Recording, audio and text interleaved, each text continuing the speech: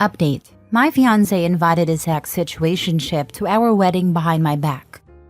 Original post. I, 23 female, am getting married in January and just found out that my fiancé Mark, 25 male, invited his old situationship to our wedding without consulting me. For context, Mark and I met on a dating app 2 years ago, shortly after he had broken up with someone. To be honest, it's quite confusing what he and Tracy, 22 female, had. They met through a mutual friend and developed feelings for each other. Mark told me they never officially dated or slept together, but it was more than just friendship. To this day, he still keeps her love letters and gifts, and sometimes talks about her.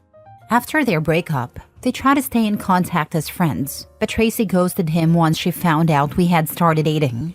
From what I've seen on her social media, she's currently in a relationship, so I'm not worried about her trying to get back with my fiancé. They haven't been in contact for 2 years, but he still has her phone number and email. I discovered that Mark had invited her to our wedding when I double-checked our guest list and found her name. While I know Tracy isn't a threat to our relationship, the fact that Mark invited her without telling me makes me feel uneasy about the wedding. He insists he doesn't have any feelings for her, yet he went out of his way to send her an invitation. Maybe I'm just being insecure, but I'm starting to worry that he might not be completely over her. I don't want to lose him. Now for the top advice before reading the updates. He's probably not over her, especially since they were never a thing. For him, she might be the one that got away. If I were Opie, I would have a very serious talk with him. I don't get why he is never over her, especially if they were never a thing. From what Mark told me, he was the one who didn't want a relationship, since Tracy just started life. Tell him you don't want her there and that's final, and he better rescind it, or you'll have to rethink the marriage. Because starting a married life by going behind your back is a no-no. To be honest, you need to not stubbornly hold on to someone you can't trust. And you can't trust someone who does things behind your back. Her going to the wedding doesn't make me uncomfortable since I know she won't do anything.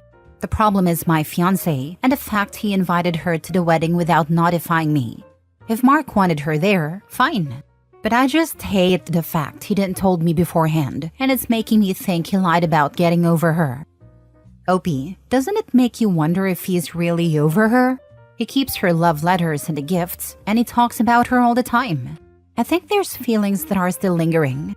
You better have a serious talk with him.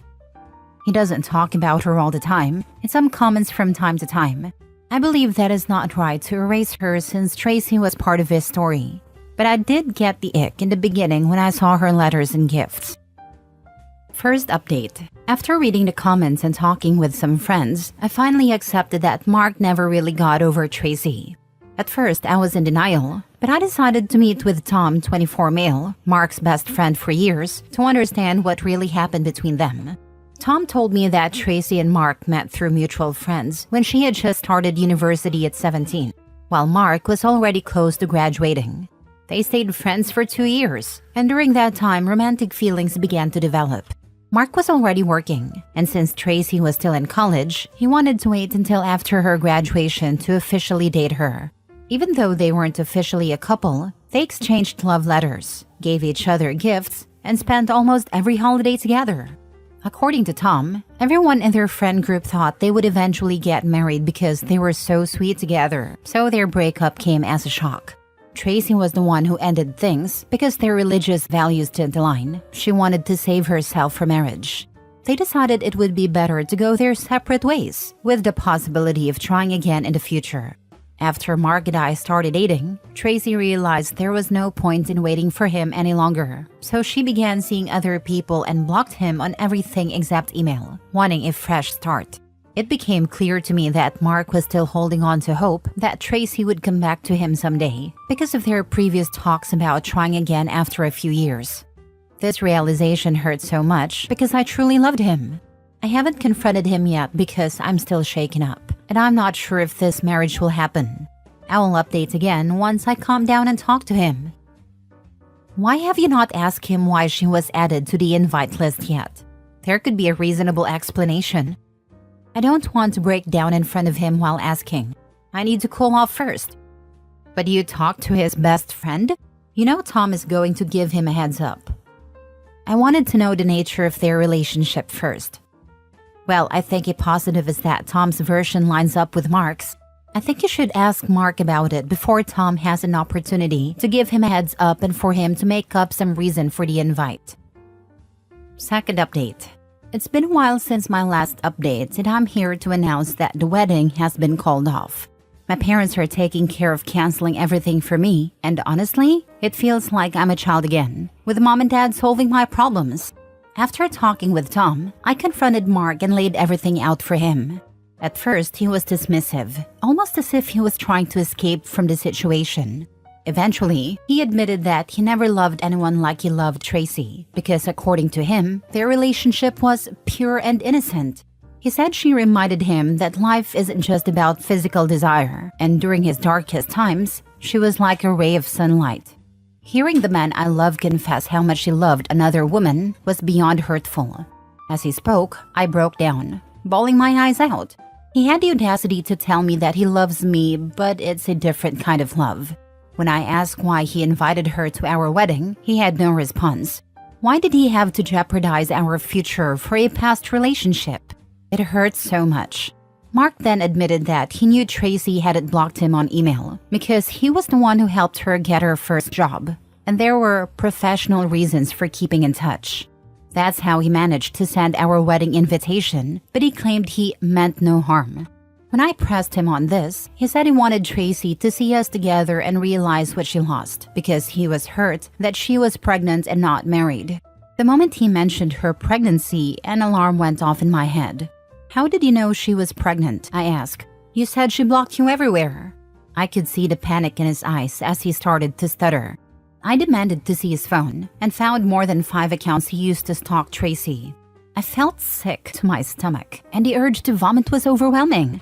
Ultimately, I decided to call off the engagement because I realized he was a creep. Mark threw himself on the floor, begging for forgiveness, saying that he loved me just in a different way compared to Tracy, and was hurt that she had moved on and given herself to another man, despite his countless pleas for intimacy. His sense of entitlement to her body and virginity made me feel even more disgusted. I left without even packing a bag. Everything was too much. I can't believe I spent 2 years loving a stalker, a man-child. I also reached out to Tracy and told her everything, including details about Mark's fake account. I don't know if she's seen my messages yet, but I hope she does. The jealousy I once felt for her has now turned into pity. No woman should have to go through what Mark did. Mark keeps asking to meet up and doesn't want to break up, but I'm just so exhausted. I hope you can heal from this, and you are truly lucky to have found out before the wedding. So many women discover something like this when it's way too late. Or like you, they find out before the wedding but still go through with it, thinking he loves me too. Marriage will make him forget. And they only talk through emails, so it's not that serious. They ignore the giant red flag and don't even dig deep enough to find out that he was also stalking her. I'm sorry you had to encounter something like this. It takes a lot of courage to follow your gut and walk away when marriage is imminent, as you did. You truly are exceptional and know your worth. I am so sorry. This really sucks. You should have your parents get your stuff, and you should stay as far away from Mark as you can. If he is capable of stalking Tracy, he is capable of stalking you. Make sure that there are security cameras at your parents' house, and you should block him. The only bright side is that you found this out before you married him. I'm thinking about leaving the US and going to another country. Social media are not for me, so it's harder for him to stalk me.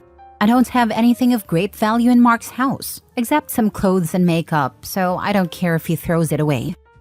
If you need to leave the country, then leave. I've always thought that sometimes when a woman is in a different situation, such as in a DV situation or things of that nature, that if they had left the state or the country, maybe they would have been safe. Be safe from that creep Mark. Do you look like her at all? Just curious. No, thankfully. Tracy is Asian while I'm white. Third update. I think this is my last update since I've already met up with Tracy and talked about everything that happened. We met at a cafe, and at first, I was really nervous because I wasn't sure how she'd react. Her reply to my invitation was simply, "Hi, let's talk over a cup of coffee." While I waited, I could feel myself sweating with nerves and a flood of emotions. When Tracy arrived, I finally understood why Mark was so obsessed with her. She's easily one of the most beautiful women I've ever seen. She looks pretty in photos, but in person, she's even more stunning. Tracy greeted me and asked if I'd be willing to go to her place to talk, since being out for too long tires her. We ordered coffee to go and the whole situation was super awkward. Here's what she told me. First, she apologized for being the reason I'm now single, though I assured her it wasn't her fault. Tracy said she had received a wedding invitation but wasn't interested in attending, since she's already in a happy relationship and there was no point in revisiting someone from her past. Since the story Tom and Mark told me made me curious, I asked her about staying friends with Mark, as it sounded like she wanted to stay close after the breakup, which didn't match her actions. Tracy looked uncomfortable but explained her side. She said she had genuinely been in love with Mark at first, describing him as protective, trustworthy, handsome, and kind, always showering her with gifts and trips. Things were sweet initially, but over time Mark began pressuring her for sex, so much that she would pretend to be sick just to avoid it. She just didn't want to sleep with him and had a gut feeling, a sixth sense, telling her not to. To avoid a situation, she used her parents' strong religious beliefs as a reason for not having sex, which eventually led to a fight and their breakup, a detail Mark conveniently never shared with me. 2 weeks after they split, they started talking again because Tracy felt she owed him, as he had helped her get a job at a prestigious company and had spent a lot on her, including a Rolex for her 18th birthday. Admittedly, it made me a bit mad since he never spent that kind of money on me. When Tracy found out Mark and I were dating, she was relieved. Finally, she had a reason to block him everywhere, as he'd still occasionally hint at them getting back together. I told her that, throughout my entire relationship with Mark, he would occasionally bring her up. Initially, it felt a bit weird, but I brushed it off because she was part of his past. I also mentioned Mark's numerous fake accounts, which she didn't believe at first until I showed her the ones I knew. It was creepy, as they all had female names, followers, and photos looking very real. Since her account is public, I suggested Tracy make it private. She created a new account using her Korean name and deactivated the old one. We ended up having a nice time and became friends. She's truly a sweet person, and I saw how her boyfriend treats her like a queen. I'm happy she found love and got rid of Mark. Last story. My boyfriend stole my necklace and gifted it to his sister. Original post. Serious advice needed because I am lost. I have been with my boyfriend, whom I'll call Adam, for almost a year now. I met him through my master's degree in the UK. When I was a sophomore in college, I had a long-term boyfriend whom I'll call Kyle, who took his own life. We were together for 3 years, and I would never wish the pain of losing someone like that on my worst enemy. When we started college, Kyle gifted me a locket with the word most engraved on the back. It was our thing. It meant he loved me most. Sappy, but it was ours. Since his passing, this locket has been my most valuable possession, and I never go anywhere without it. It is my last piece of Kyle. After finishing my degree and struggling through the entire time, I decided I needed to get out of the town where everything happened and chose to study for my master's degree in the UK, which is where I met Adam. He is the first person I've allowed myself to love since losing Kyle, and I have truly enjoyed our relationship up until now. But if what I suspect is true, I will never be able to forgive him. Adam has always been insecure about Kyle, often asking hypothetical questions like, if Kyle were still alive, would you be with him? And, what do you prefer about me over Kyle? I usually dodge these questions because I don't condone them and don't want to feed into his insecurities. We've had several conversations regarding Adam's negative comments about Kyle. He dislikes it when I post about Kyle on his birthday, death anniversary, or even when I have hard days. He views this as evidence that I don't love him and that I'm still hung up on Kyle. But no matter how many years pass or how much I love Adam, Kyle was my first love, and his life was tragically cut short. He was also my best friend, and I will mourn his life forever even if I have moved on romantically.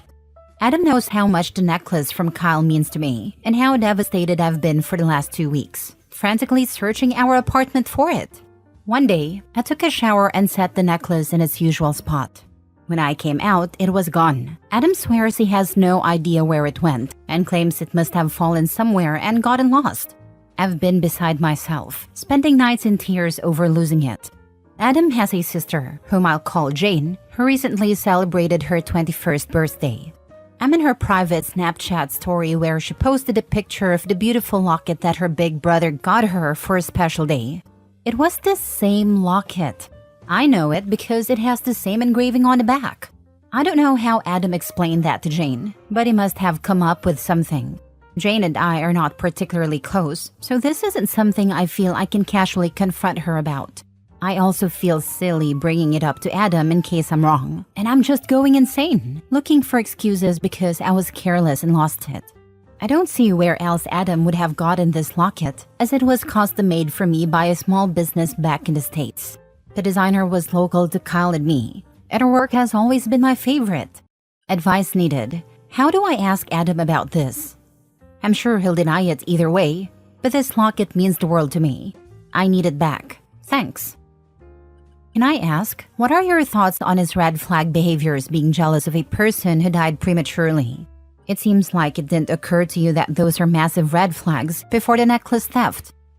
I have noticed there are red flags.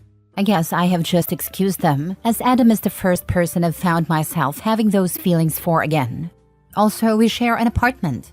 He is the name on the lease because he is from the UK and I'm from the States. I'm also a student, trying to scrape together enough money to go back home for a while. I know it's a stupid reason to stay in a disrespectful relationship, but this is a foreign country and I'm mostly alone here. It must be said, your boyfriend Adam is mentally unwell and needs to very quickly become your ex-boyfriend. I would suggest reaching out to Adam's sister and delicately explain the situation to her. If she's even remotely a good person, she will understand and hopefully return the locket. Do you have pictures of the locket? Or pictures of you wearing it? Are the pictures time-stamped? Gather all the evidence you can to prove that the locket is, in fact, yours. Important detail. Do not tell Adam that you are in communication with his sister. Once you get the locket back, cut ties with this man and get him out of your life. Kyle was obviously important to you, and you don't need to justify your grief to anyone. I speak from personal experience. I only have one personal item from my parents' passing, and if my partner stole it from me, that would be the fastest way to become an ex and be completely ejected from my life. I don't intend to stay with my boyfriend. I just need to figure out a way to make sure I get the necklace back. Now for the update. It's been almost 3 weeks since my original post, and I hadn't planned to update, but I've seen a few comments asking for one. A day or two after the initial post, I confronted Adam about the locket. He denied knowing what I was talking about and accused me of being cold for suggesting he took it. When I asked for receipts or any proof that the locket he gave his sister wasn't mine, he got angry and stormed out of our apartment. Later that night, he returned and tried to gaslight me, claiming I was creating a problem out of nothing and insisting that the necklace he gave his sister didn't have any engraving. However, while he was away, I contacted his mom and told her I had misplaced my locket. I asked if it could have accidentally been taken home by Adam when he was visiting. She got back to me quickly, saying she found my necklace in Jane's gift pile, stashed in a corner. She promised to keep it in her room until she could return it to me, explaining that either she or Jane must have mistakenly put it there. Once I had confirmation from Adam's mom that she had my locket, I booked the cheapest flight home and arranged for her to give me a lift to the airport where she could return the necklace. The fact that I had enough doubt was a sign that this relationship was going nowhere. I just wanted my necklace back. I stayed with Adam until my flight, which was about a week ago. I let him and his mom drive me to the airport. Before leaving, I left a note for Adam, explaining that I was breaking up with him and that my friends would be by to collect my things. I took a leave of absence from university while I figure out where to stay when I get back to the UK, and contacted my landlord about taking my name off the lease. When Adam's mom gave me back my necklace at the airport, his reaction was priceless. He looked like a deer caught in headlights. He was furious, but couldn't show it in front of his mom. Jane hasn't even questioned the missing necklace, and it's been around 2 weeks now. She is rather spoiled, so I doubt she'll ever notice. I'm happy to report that I'm safe and back home, with the necklace from Kyle. I just got back from visiting his grave and telling him the entire story. even laughing about it. The whole experience reminded me that I need to hold higher standards for myself in relationships. Thank you all for your love and support.